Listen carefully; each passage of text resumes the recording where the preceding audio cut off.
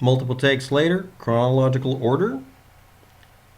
Ilhan Omar was born in Mogadishu in 1982 to a moderate Muslim family, Sunnis, that were opposed to Wahhabi Islam that was too rigid and may have been persecuting them. If you're not aware of it, a very large portion of the Muslim population on earth are the victims of radical Islamic fundamentalists. Terrorism starts at home. 1991, Somalian civil war made her family flee to a refugee camp in Kenya. Might want to see who is behind or in front of or the face of each side in the Somali civil war. At 12 in 1995, the family applied for asylum to the United States. At 17 in the year 2000, she became a naturalized U.S. citizen. So let's rack up the trigger warnings. Warning when you meet this person. She's an Islamic, moderate, immigrant. At 19 in the year 2002, she decided to tell people, and everybody decided to say, that she was engaged to some guy and that they were married as far as the Muslim faith tradition, shacking up, as we call it in the United States. Stop sugarcoating it, hon. Next, at 25 in 2008, they separated under Islamic or Muslim custom. No longer shacking up. Shacking out, shacking down. 2009, totally unrelated, she married some guy from Britain who was 3 years younger than her and, made her happy. They both attended North Dakota State University. None of you were stupid in college. After going through political science and international studies, she got her bachelor's degree in 2011, and then a year later, they separated, and he went back to England, having come in on a marriage visa. Now, if you're not aware of the marriage visa timing requirements, 2009 to 2012 is a fairly short period of time. Rules about maintaining staying in the United States are actual real things as far as being able to keep your citizenship, but only for immigrants. If you were born in the United States or if you succeeded in finishing being an American citizen, according to the rules, leaving the country isn't a problem. It isn't.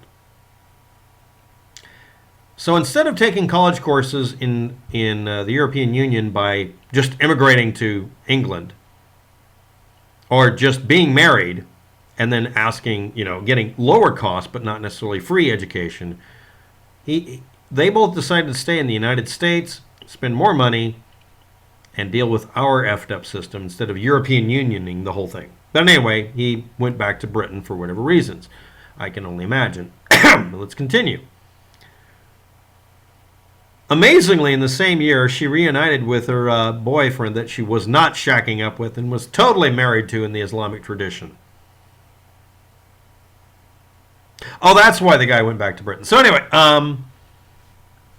he might have also gone back to Britain because, to be blunt, he might have decided, I don't want to be married anymore. This was a college thing. None of you ever did that. And also said, I want to go home. I don't like America. Because, no, really, that does happen absolutely a lot of the time. That's why there's a requirement that you stay in the United States if you're immigrating to the United States in a marriage visa. Because it's presumed that you're going to get disenchanted. It's culture shock. And guess what you can do if you want to annul all of this and lose citizenship without having any legal consequences? Leave the United States and not come back. You don't even get punished. You're just told, yeah, you basically lost citizenship, but that's it. It's sometimes, it's a little bit like deporting yourself. It has no legal consequences except that you lose the ability to be prosecuted. It's not considered fraud if you just decide, I don't want to be married anymore. But you have to get a divorce. Right, sure you do. So let's go on. Anyway, reunited with the shack-up boy. 2012. Anyway, 2015, while visiting London, England, there was a photo of her with her then legal husband in the camera view. You can look up the image if you want. There may be more than one person in the image. In her 2016 campaign, it referred to the shack-up boy as being her husband. 2017, she actually did divorce her British husband. And on the paperwork, some have said, some may say, she stated she had not had any contact with him since 2011 versus contact. She might have visited him in 2015 to not reconcile, but have an amicable divorce discussed. Or she might have just been visiting and ran into him in the street. But let's continue. I don't agree with you. There's always a punishment if XYZ happens that I don't like. That's nice. That's not relevant. Let's continue. But anyway, in 2017, she actually divorced him. In 2018, she married her shack-up boy. So she waited from 2002 to 2018, waited 16 years to marry her boyfriend that she had when she was 19. Even though there was a break from 2012, from 2009 to 2012 of 3 stinking years. Nobody does anything stupid in college and regrets it and then does it as soon as possible. None of you ever shacked up, and none of you, absolutely none of you, legally separated or just separated from somebody and just started seeing other people because you knew you weren't going to get married or stay married, excuse me. Why didn't they immediately get a divorce? Isn't that required if you're an American citizen who's imported some, toy boy from Britain? You would be surprised how beneficial it is to do nothing and have nothing show up in any way, shape, or form until cooler heads prevail. Trust me on this. So, Ilhan Omar has a sister. Both of these ladies are elected politicians who are Muslim, moderate, not white, immigrant. Now, what group of people is going to go completely batshit insane and ignore any fact at all, or even use it, even if it's valid, and immediately create a conspiracy theory to fuck over someone?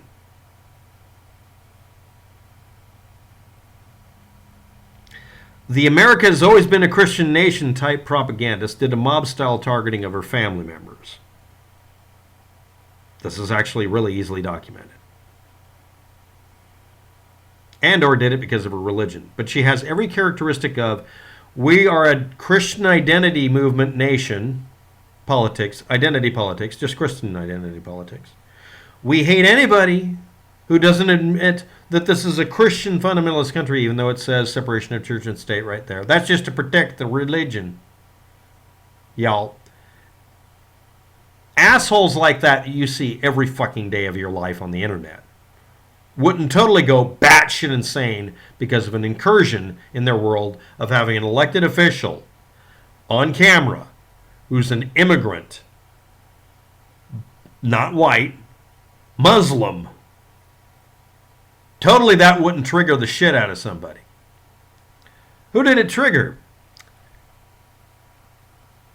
This is funny. The original assertion, the lie that came up, came from a bit of revenge. A blogger named Abdihakim Osman, totally Christian name, made up a lie about her for revenge because of an insult on the internet from one of her friends.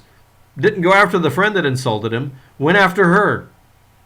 That's totally not just exactly what the fucking internet's based on. Let's all say all these bizarre things like, I've never been divorced and I never shacked up or at the same time, or I never let a divorce wait until we cooled down, or we separated and saw each other people and that doesn't count, and totally didn't shack up. Honest, Mom. It's baby Jesus. Anyway, let's get on with this. I grew up in a hick town. Y'all lying, okay? Just get over it. See. But anyway, this revenge bit caused a snowball effect. That never happens in politics.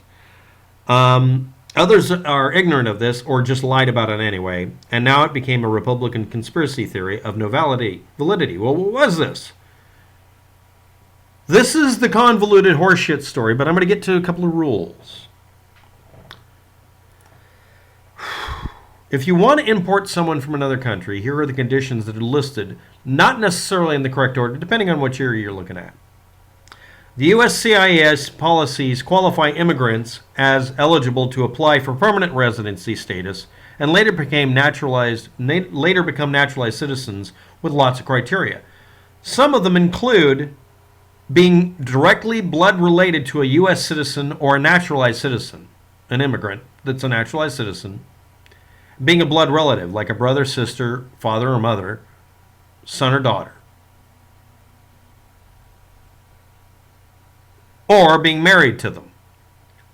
So the claim is, of course, even though this doesn't make any sense, that she didn't just get a visa to get her brother into the country from Britain, because the claim is somehow this guy from Britain, that her toy boy was actually her brother. The claim isn't that it was a brother that was being brought into the United States with a really easy procedure because it doesn't have any changes to it.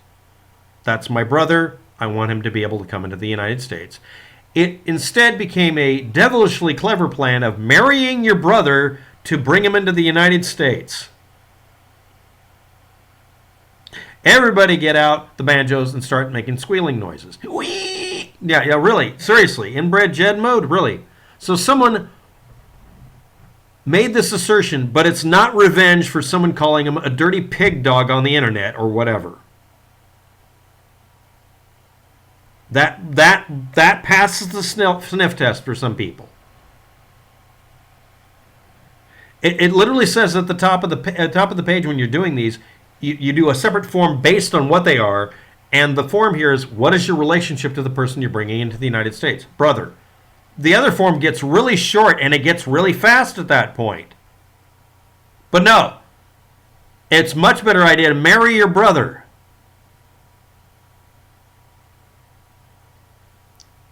You know what? Christian fundamentalists of that variety out there, kinky fuckers. So anyway, let's get on with it. Causing a $250,000 fine, a 5-year prison sentence, and then being deported because she was a naturalized citizen totally makes totes good sense. Next thing.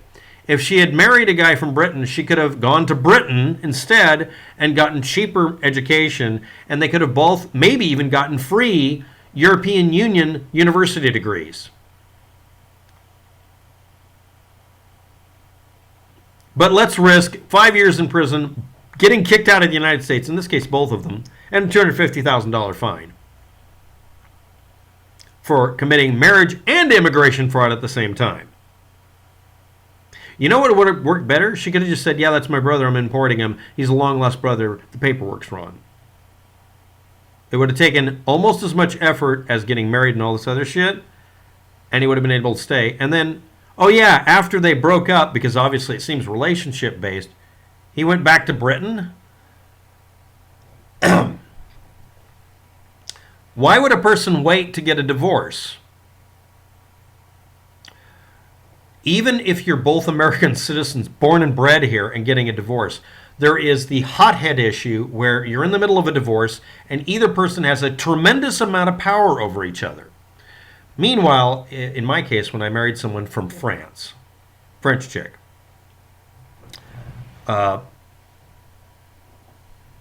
breaking up and her going back to her home country meant that it was impossible for us to have drama because of the separation. Her claim that she had no contact since 2011 was based on contact, not running into each other in the street in London. That's not contact, that's incidental contact. They actually specify that if you're doing the legal maneuvering. Quote from her dad, "They're doing something to you," when she was a kid, "because they feel threatened by your existence." White identity politics in the United States, screaming and yelling that the United States is a Christian fundamentalist country and you should respect it. Getting really angry at a politician who became an American citizen, immigrant, Muslim woman, not white. They can't resist it.